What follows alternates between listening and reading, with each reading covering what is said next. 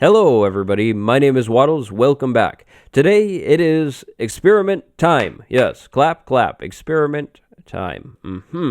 I have a fun experiment today, and this experiment might lead to a breakthrough in terms of world travel. This might be a new fast way of traveling, but I'm not sure. I wanted to test it for the first time on camera here today. Today's experiment will involve a brand new crouching and slab mechanic. By all means, if you have any ideas or anything like that, throw them down below in the comments. I will hear you, and maybe we'll try it out in another video. In today's video, I'd like to send a massive shout out to Kainan K. Without Kainan, this video would not exist.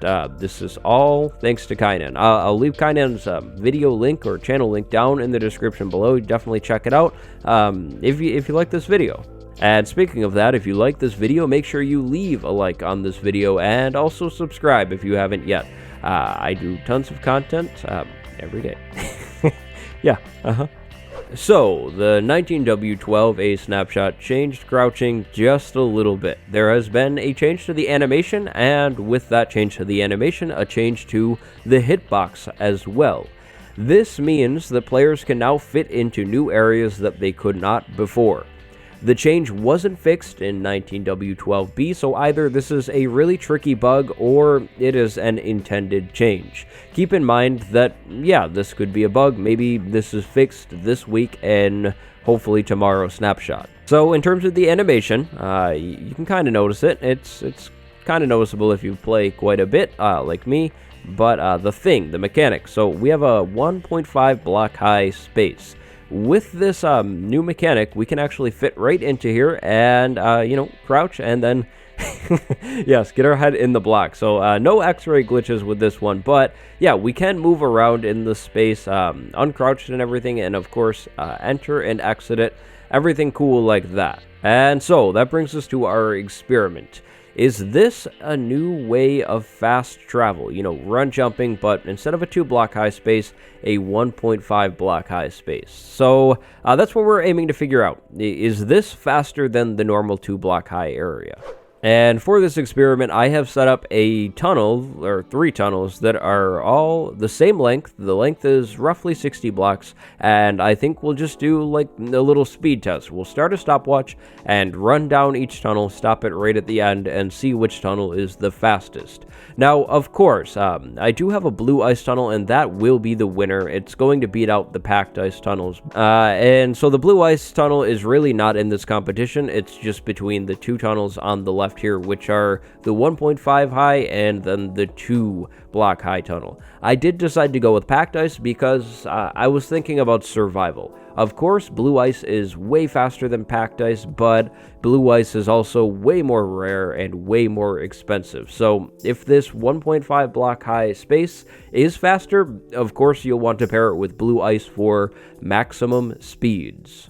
I think I've pretty much said everything. We're gonna take some food into our inventory and we will flip into survival so I don't end up, flying through this thing or anything like that.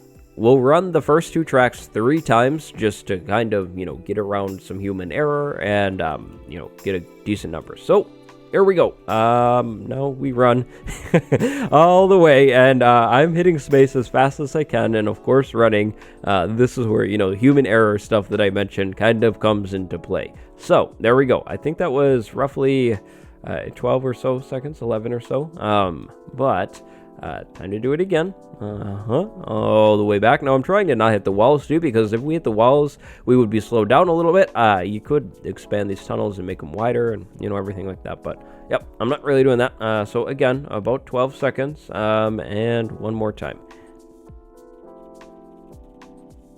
As we can kind of expect, pretty much the same time, which seems to be about 12 seconds or so for an average. Now, moving over to our 2 block high space, which I think will be just a little slower, but I guess we'll see. So here we go, running, and it looks slower, that's for sure. This looks a lot slower, but maybe that's like confirmation bias or, me expecting the other one to be faster, but oh. That was pretty much the same time. So here we go again. Yeah, that's interesting, and you know, I'm still pressing it as fast as I can. Yeah. So, one more time.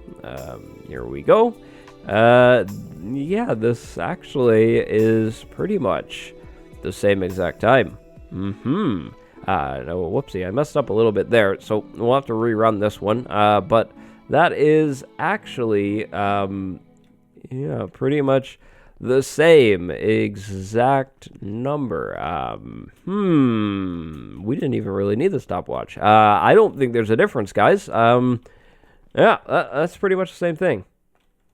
So, of course, a little bit of human error in there, but from the looks of the times that, you know, we completed, that I didn't hit the walls or anything like that, it's pretty much the same for 1.5 and 2 blocks. There's really not a significant difference at all, so I guess maybe it's a visual thing. I don't know if it's just me or not, but it looked way faster when we were running in this 1.5 block high space, but maybe that's because we're bouncing just a little less, but not really a significant amount less to really speed anything up, you know, again, significantly.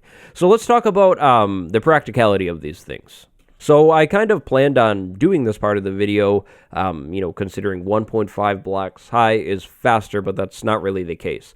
But in terms of effort, the standard 2 block high, one line of ice at the bottom of the tunnel thing, this one right here is way, way easier to do. All the player needs to do is, you know, mine a space to walk and then put ice on the floor. For this new one, the 1.5 one, players will need to both mine a space to walk, do ice on the floor, and then come back in and put slabs everywhere. Now, is the slab part hard? Not really if you're doing this in the overworld or something like that, but of course, to maximize the tunnel's efficiency, you'd want to do this in the nether, and that changes everything because we don't have netherrack slabs. So on a large scale, this 1.5 high one in the nether would require quite a bit of like cobblestone slabs or you know, any kind of slab, which, you know, could take a little bit more time to get. So basically, in my opinion, the 2 block high one is still just as good as always. Of course, based on the time, but also when we take into, you know, how much time it takes to actually build the thing, the 2 block high one just kind of wins out anyways. But before we wrap up the video, we have to run in the blue ice one, and oh my gosh, this is really, really fast. Blue ice is amazing, it's crazy, it's really slippery, but it's just so expensive. Like, it's expensive, but it's cool, it's fast. So yeah, to pretty much sum up everything that we found in this video, the 1.5 block high tunnel is really not any faster than the standard 2 block high tunnel. There is a little bit more effort involved in making that tunnel as well, so is it worth it? I guess it's totally your call. What do you see as a possible mechanic or function for this 1.5 block high sneaking thing? Do you have an idea? Of course, this could be used for like secret entrances or something, but what do you think? Tell me down below. Maybe I'll make a video and, of course, credit you on that idea if you were the first one with the idea in the comments. My name is Waddles, though. Thank you very much for watching. If you enjoyed this experiment, drop a like and subscribe. I also have a Twitter and lots of other cool things, so definitely check those out. They're down in the description below. And as of the recording of this video, we're almost at 50K subscribers, which is really, really, really crazy. So thank you for that, and yep, I will see you next time. And one more quick thing before we go. I know the video is almost at 10 minutes, and I promise this was not intended to push it over, but if you're interested in joining the Dangercraft server, you have just a few more days to get in before the April whitelist update. If you're out of the loop, this is my patron fan server and the world that I stream from on Twitch twice a week. The community here is absolutely amazing and very, very welcoming. There's even a few other streamers and creators on the server. The brand new Danger Room Escape Room March event, courtesy of the server staff, just went live a few days ago, which is super fun and really cool.